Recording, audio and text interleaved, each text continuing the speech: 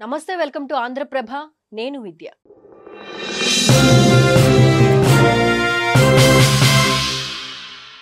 Israel Iran war అగ్రరాజ్యం ఎంట్రీతో మారిన పరిస్థితి. కలవరంలో యావత్ ప్రపంచం. నష్టపోయిన రెండు దేశాలు. ఇజ్రాయెల్ ఇరాన్ మధ్య యుద్ధంలోకి ఎంటర్ అయింది అగ్రరాజ్యం. ఓవైపు శాంతి ఒప్పందానికి కలిసి రావాలంటూనే మరోవైపు అర్ధరాత్రి అదును చూసి ఇరాన్ పై విరుచుకుపడింది. మూడో కంటికి తెలియకుండా ఇరాన్ గగనతలంలోకి ప్రవేశించి అణు కేంద్రాలపై మిసైళ్లు, బాంబులతో దాడులు చేసింది. అయితే ఈ యుద్ధం వలన ఏ దేశాలకు ఎక్కువ నష్టాన్ని చూపిస్తుంది, అలాగే ఏ దేశాలకు లాభదాయకమనే దానిపై స్పెషల్ స్టోరీని ఇప్పుడు చూద్దాం.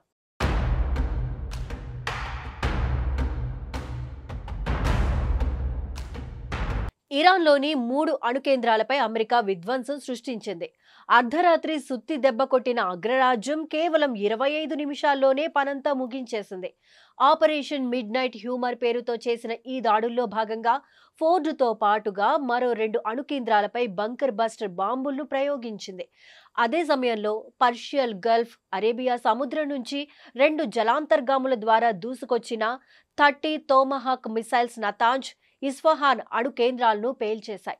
ఈ విషయాన్ని స్వయంగా అగ్రరాజ్యాధినేత డొనాల్డ్ ట్రంప్ ప్రకటించారు.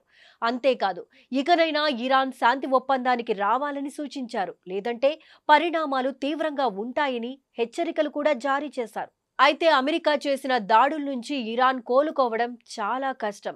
అసలు ఎప్పటికీ కోలుకుంటుందో కూడా తెలీదు. మరోవైపు ఇప్పటికే ఇరాన్ గగనతలాన్ని పూర్తిగా ఆధీనంలోకి తీసుకున్న ఇజ్రాయెల్ క్షిపణులతో దాడులకు పాల్పడింది. దీంతో ప్రతీకార కాంక్షతో రగిలిపోతున్న ఇరాన్ ఇజ్రాయెల్తో పాటు అమెరికాకు తగిన బుద్ధి చెబుతామంటోంది.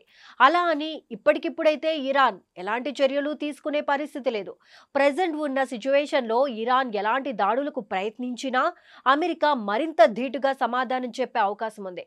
దీనివలన మరింత నష్టపోయేది ఇరానే. సో ప్రతీకార దాడులు చేయాలంటే ఇరాన్కు మరికొంత సమయం వేచి చూడాల్సిన పరిస్థితి ఉంది. అదేవిధంగా ఇరాన్ సుప్రీం నేత అయతుల్లా అలీ ఖమేనీ ప్రెజెంట్ ఓ రహస్య అండర్ గ్రౌండ్ బంకర్లో తలదాచుకున్నారని తెలుస్తోంది.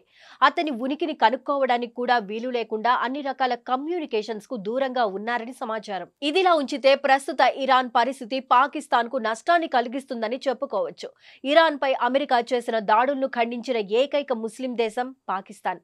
అయితే కొన్ని రోజుల ముందు పాక్ ఆర్మీ చీఫ్ ఆసిఫ్ మునీర్ అగ్రరాజ్యాధినేత డొనాల్డ్ ట్రంప్ తో వైట్ హౌస్ లో భేటీ అయ్యారు. అంతేకాదు, ట్రంప్ ను నోబెల్ బహుమతికి నామినేట్ కూడా చేసింది పాక్. ఆ తరువాత పార్లమెంట్ లో దీనికి సంబంధించి ఏకగ్రీవ తీర్మానాన్ని కూడా చేయడం గమనార్హం. ఇటీవల భారత్ పాక్ మధ్య సీజ్ ఫైర్ కు ట్రంప్ మధ్యవర్తిత్వమే కారణమని చెప్పిన పాక్ ప్రపంచ శాంతి కోసం ట్రంప్ నిరంతరం పోరాడుతున్నారని చెప్పుకొచ్చింది. పాక్ ట్రంప్ కు నోబెల్ బహుమతి ఇవ్వాలని ప్రతిపాదన చేసి ఒకరోజైనా గడవక ముందే ఇరాన్లోని అణ్వాయుధ కేంద్రాలపై దాడికి పాల్పడింది అమెరికా. ఇందులో మరో విషయం ఏంటంటే అగ్రరాజ్యం యుద్ధ విమానాలని పాక్ గగనతలం నుంచే వచ్చాయని తెలుస్తోంది. దీంతో పాక్ బుద్ధిపై అనుమానపడుతోంది ఇరాన్. అమెరికా యుద్ధ విమానాలకు పాకిస్తానే బేస్ కల్పించిందని భావిస్తోంది. అయితే ఈ వాదనను పాకిస్తాన్తో పాటు అమెరికా కూడా ఖండిస్తోంది. తమ యుద్ధ విమానాలన్నీ అట్లాంటిక్ వైపు నుంచి వచ్చాయని చెబుతోంది అమెరికా. కానీ ఈ 2 దేశాల మాటలను ఇరాన్ నమ్మే యోచనలోనే లేదు. ఇందుకు బలమైన కారణం కూడా ఉంది. డిగో గార్షియా నుంచి బయలుదేరిన అమెరికా యుద్ధ విమానాలు పాక్లోని బేసెస్ లో రీఫ్యూలింగ్ చేసుకుని ఆ తరువాతే అటాక్ చేసి ఉండవచ్చునని భావిస్తోంది ఇరాన్.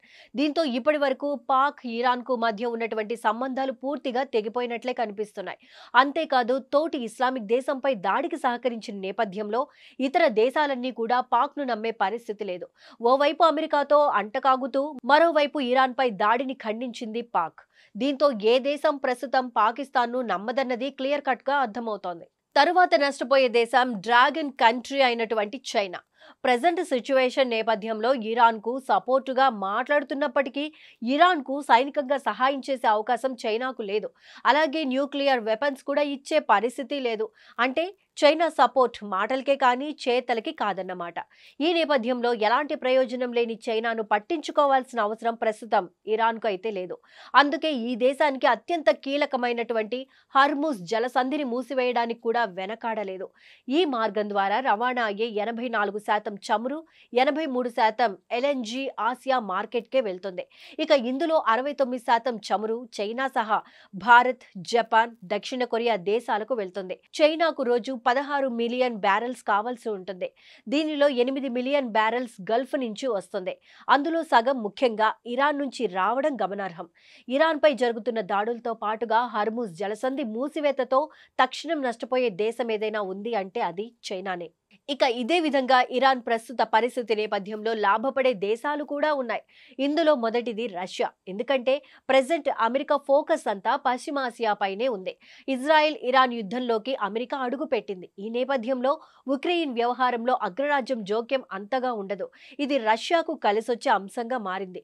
దీంతో ఉక్రెయిన్పై దాడులను మరింత ఉధృతం చేసి తన లక్ష్యాన్ని చేరుకోగలదు. సో రష్యాకు ఇది అనుకూలంగా ఉండే అంశం. తరువాత భారత్. గత కొన్నేళ్లుగా భారత్ తన చమురు అవసరాల కోసం వివిధ మార్గాలను అన్వేషిస్తోంది. ఇరాన్ నుంచి వచ్చే మొత్తం చమురులో 26% డ్రాగన్ కంట్రీకి వెళ్తే 20% భారత్ కు వచ్చేది. అలాగే యూరప్ కు 19%, దక్షిణ కొరియాకు 10% వచ్చేది. ఇదంతా 2017 నాటి లెక్క. ప్రస్తుతం అలా లేదు. ఎందుకంటే భారత్ కు చమురు రావడానికి చాలా మార్గాలు ఉన్నాయి. ఇప్పుడు చమురు ఎక్కువగా అంటే దాదాపు 50% మనకు రష్యా నుండి వస్తోంది. సో ఇరాన్ యుద్ధం భారత్ పై ఎలాంటి ప్రభావాన్ని చూపించదు. ఇక ఇరాన్లో చిక్కుకున్న భారతీయులను కూడా క్షేమంగా స్వదేశానికి తిరిగి తీసుకువచ్చేసింది.